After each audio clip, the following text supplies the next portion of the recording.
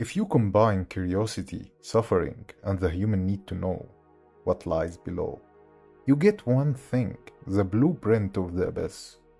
In this world, every layer of the abyss is filled with beauty and treasure, echoing the oldest stories of humans daring to descend into the unknown. Curiosity drives the explorers forward even as it threatens them at every step. Today, we will uncover how the abyss mirrors mythology, philosophy, and the human fascination with the unknown. In the ancient world, descent was never merely physical. When Inanna, the Sumerian goddess of love and war, descended to the underworld ruled by her sister Irkalla, she passed through 7 gates, stripped of her divine garments at each threshold. She wore her crown, her jewels, her royal robes as armor against death itself, but the underworld demanded she arrive naked, powerless, equal to the dead. When we first meet Riko, she is an orphan in the city of Earth, built on the rim of an immense chasm that plunges into the earth. She is a red vessel, the lowest rank of cave riders, forbidden from descending past the first layer. But she stares into the darkness, with the same hunger that Inanna must have felt standing before the first gate of Irkalla, the Sumerian land of no return. The abyss is not just a hole in the ground. It is a vertical mythology, a physical manifestation of humanity's oldest philosophical impulse. The need to know what lies beneath, what lies beyond, what lies at the end of all seeking. The abyss has 7 known layers, each with its own ecosystem, dangers, and name. The edge of the abyss, the forest of temptation, the great fold, the goblet of giants, the sea of corpses, the capital of the unturned, and the 7th, the final maelstrom, from which no information returns. In Inanna's journey, at the first gate the gatekeeper demands her crown, at the second her lapis lazuli necklace, at the third her blessed plate. Each gate strips away her divinity, her power, her identity. By the 7th gate she is naked, reduced to pure essence. She arrives before Irkalla, goddess of death, as nothing more than a mortal soul. The abyss operates on the same principle. Each layer is a gate, and each descent exacts a price. The curse of the abyss in the first and second layers. The curse is mild, light dizziness, nausea upon ascending, but deeper layers extract heavy tolls. In the third layer, vertigo and hallucinations. In the fourth, intense pain throughout the body and bleeding from every orifice. In the fifth, extreme sensory deprivation, stripping its victims from their senses. In the sixth, loss of humanity itself, or death. But what is this curse? Philosophically speaking, it is the price of knowledge itself. The curse embodies what Plato, the ancient Greek philosopher, understood about epistemic transformation. In his allegory of the cave, prisoners are chained in darkness watching shadows on a wall, believing shadows are reality. When one prisoner is freed and dragged into the sunlight, the light burns his eyes. He suffers, and if he returns to the cave to tell others what he has seen, they will not believe him. They may even kill him for disturbing their comfortable illusion. Once you have seen true reality, once you have glimpsed into the forms, Plato's term for perfect eternal truths beyond physical reality, you cannot return unchanged to the cave. Now tell me this. Why do they descend? Why does Riko, a 12-year-old, risk everything to pursue her mother, Lyda, into the depths? Why does Reg, the mysterious robot boy with no memory of his past, agree to accompany her on a journey with no return? Aristotle, student of Plato, tutor of Alexander the Great, one of history's most influential thinkers, opened his metaphysics with this line: "All men by nature desire to know." He wasn't speaking metaphorically. He meant that curiosity is not a personality trait or a learned behavior. It is ontological, woven into the very fabric of what it means to be human. We seek knowledge like plants seek sunlight. It is how we grow. The Danish philosopher Soren Kierkegaard distinguished between aesthetic, ethical, and religious models of existence. The aesthetic person seeks pleasure, variety, stimulation. The ethical person lives by duty and moral principle. But the religious person, what Kierkegaard called the knight of faith, makes a choice that transcends reason and morality. Abraham raising the knife over Isaac, that is religious existence. Total commitment to a calling that cannot be rationally justified. Riko is a knight of faith. Her dissent is not reasonable. When Reg, the logical, cautious, protective one, lists the dangers, she doesn't argue. She simply says, I know, but I have to go. This is not stubbornness. This is existential certainty. She has heard the call, and she will answer. And here's where the myth of Gilgamesh becomes relevant. Gilgamesh was a Sumerian king, 2/3 god, 1/3 human, whose story is preserved in one of humanity's oldest surviving pieces of literature.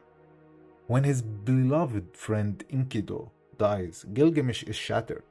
He embarks on an impossible quest to find Utnapishtim, the one mortal granted eternal life by the gods, and learn the secrets of immortality.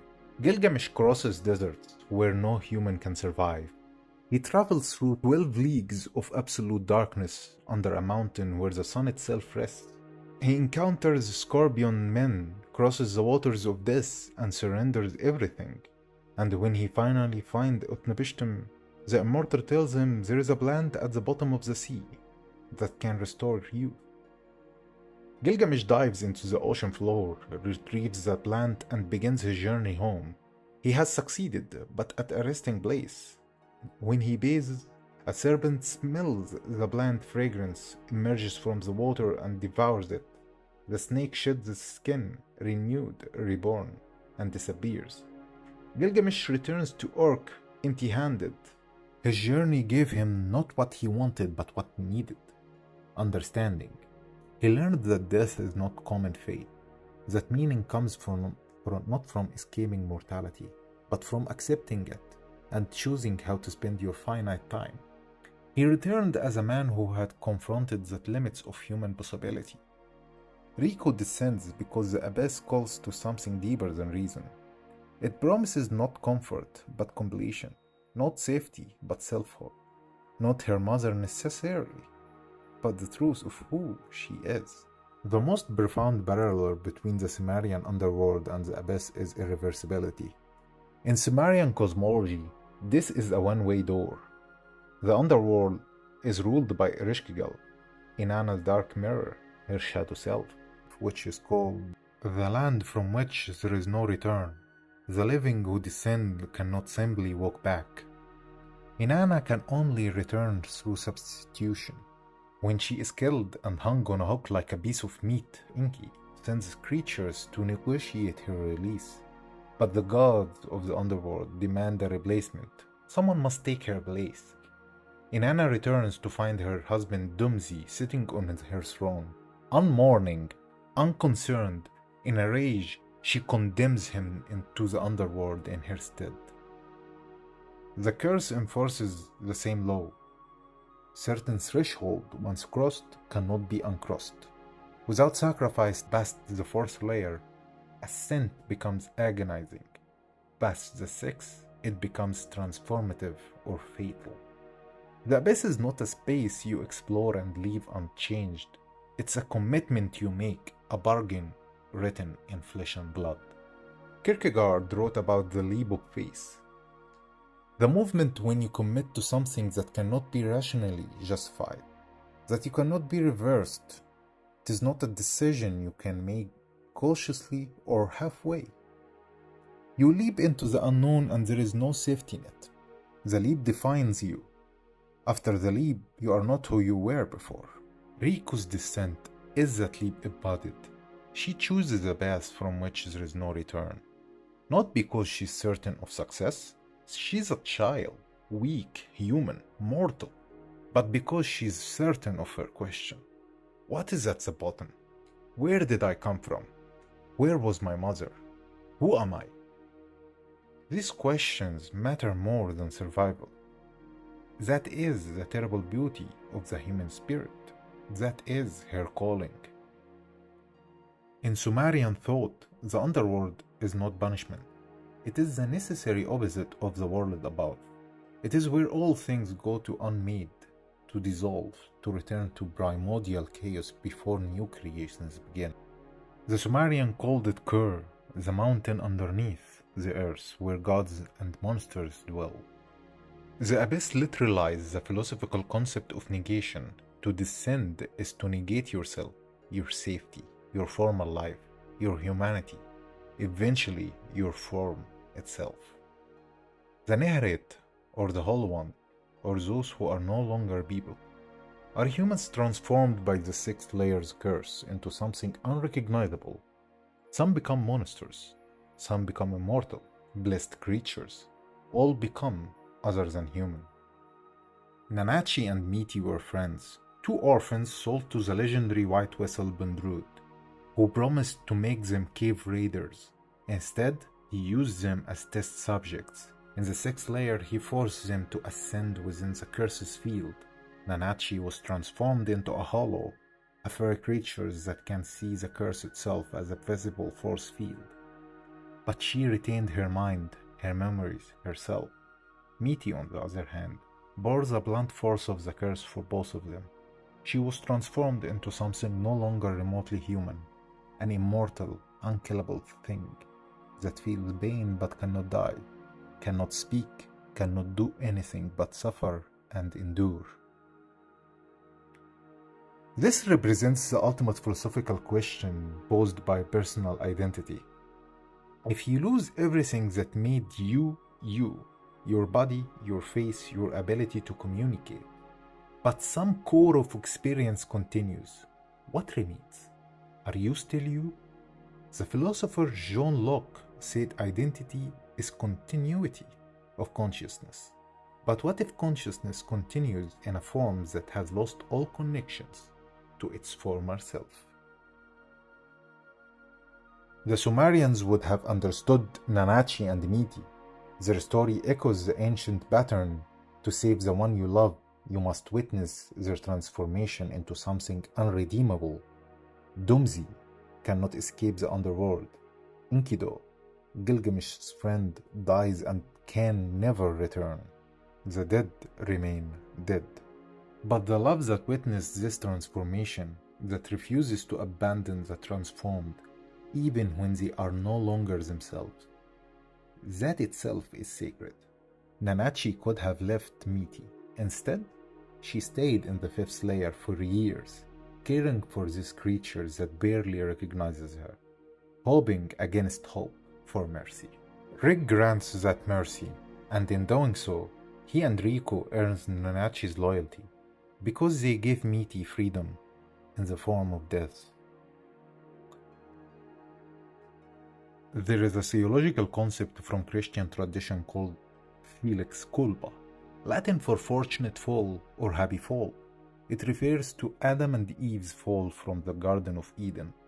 On the surface, it was humanity's greatest tragedy. We lost paradise, gained mortality, suffering, and death. But theologians like Augustine argued it was also fortunate, because without the fall, there would be no free will, no moral growth, no possibility of redemption. We became conscious, self-aware, capable of love, sacrifice, precisely because we fell. Even Bondrud, the horrifying monster who turns children into tools for his experiments, is motivated by this philosophy. He believes suffering in service of knowledge is sacred. He is wrong about many things, monstrous in his methods, but right about one thing. The Abyss reveals what we are willing to become. The German philosopher Friedrich Nietzsche, who went mad later in life but wrote brilliantly before that, asked, What if pleasure and displeasure were so tied together that whoever wanted to have as much as possible of one must also have as much as possible of the other? He believed that a meaningful life requires suffering. Not suffering for its own sake, but suffering as the price of depth, of intensity, of greatness. The Abyss answers Nietzsche, yes, the depth of suffering is proportional to the depth of meaning. The descent is to choose both, to refuse the call, to stay on the surface where it's safe, is to refuse life itself. The bottom of the abyss may not contain what Riko seeks. She may never find her mother, or she may find only her mother's transformed remains. The golden city at the depths may be paradise, or prison, or something incomprehensible to human categories. But that's not the point. The descent itself is the revelation. Socrates, the ancient Greek philosopher who claimed to know only that he knew nothing, was executed by Athens for corrupting the youth with his endless questions. As he drank the hemlock poison, he said, "The unexamined life is not worth living, but the examination has a cost. To question is to risk everything you believe. To descend is to risk everything you are." The willingness to lose everything that is the human calling, not because we are foolish or suicidal, but because we are the species that must know. We are Inanna at the gates. We are Gilgamesh at the wilderness. We are the apes that looked at the stars and wondered what they were. That's the end. The abyss doesn't promise answers, it promises transformation. And sometimes that's the only answer that matters. Like and subscribe and comment for more.